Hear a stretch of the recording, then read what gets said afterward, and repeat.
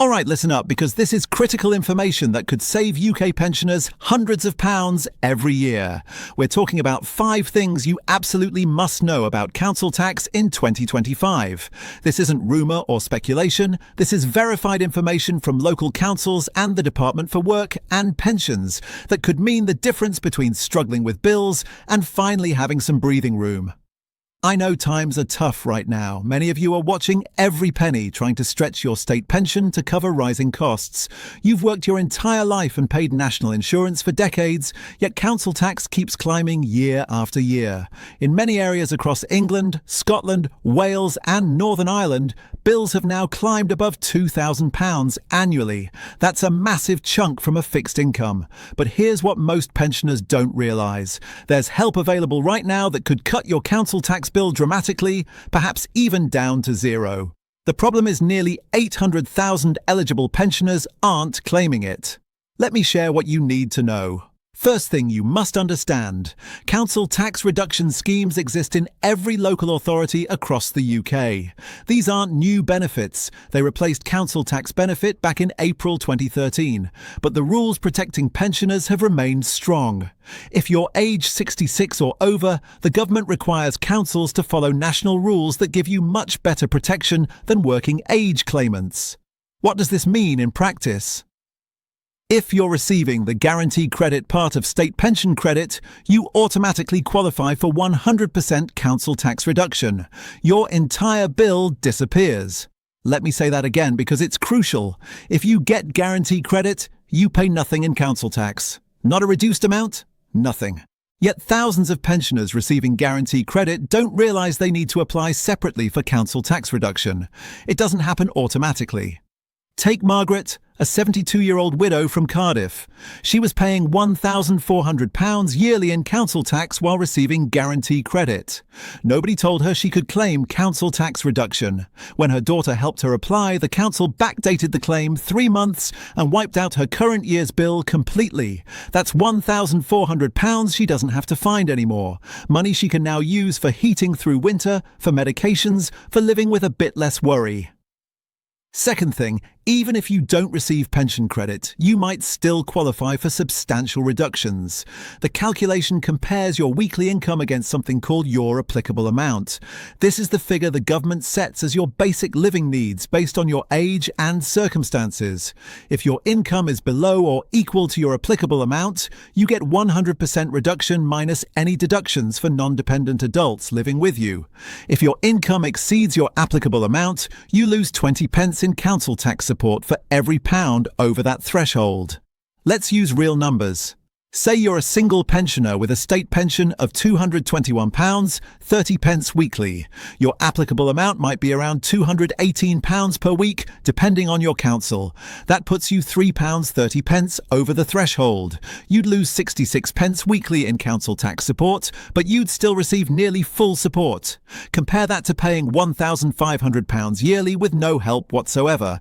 The difference between applying and not applying could be £1,400 in your pocket versus struggling to pay every month.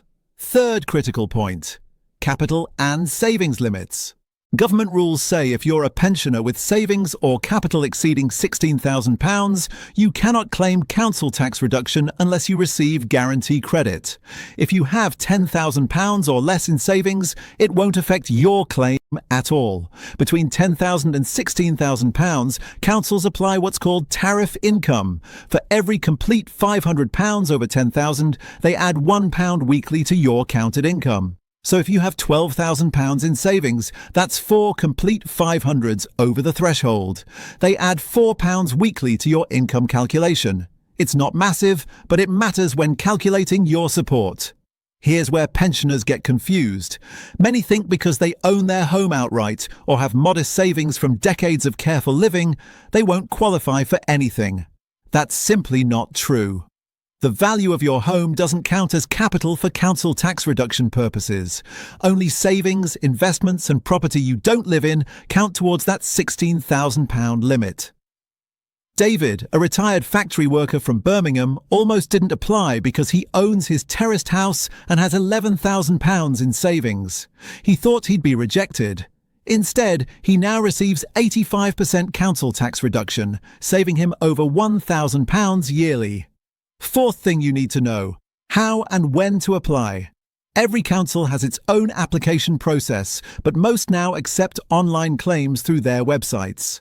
Go to your local council's website and search for council tax reduction or council tax support.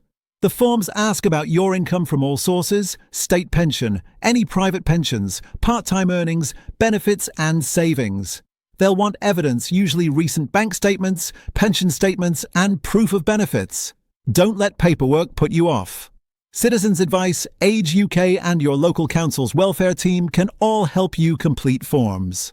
Timing matters enormously. Council tax reduction isn't backdated automatically. For pensioners, it can be backdated up to 3 months if you have good reason for not claiming earlier. But that's it.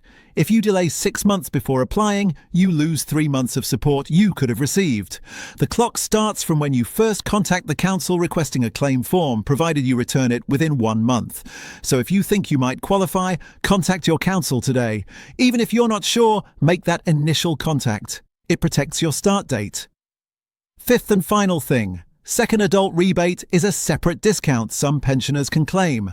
This applies if you're not on a low income yourself, but you share your home with another adult who is.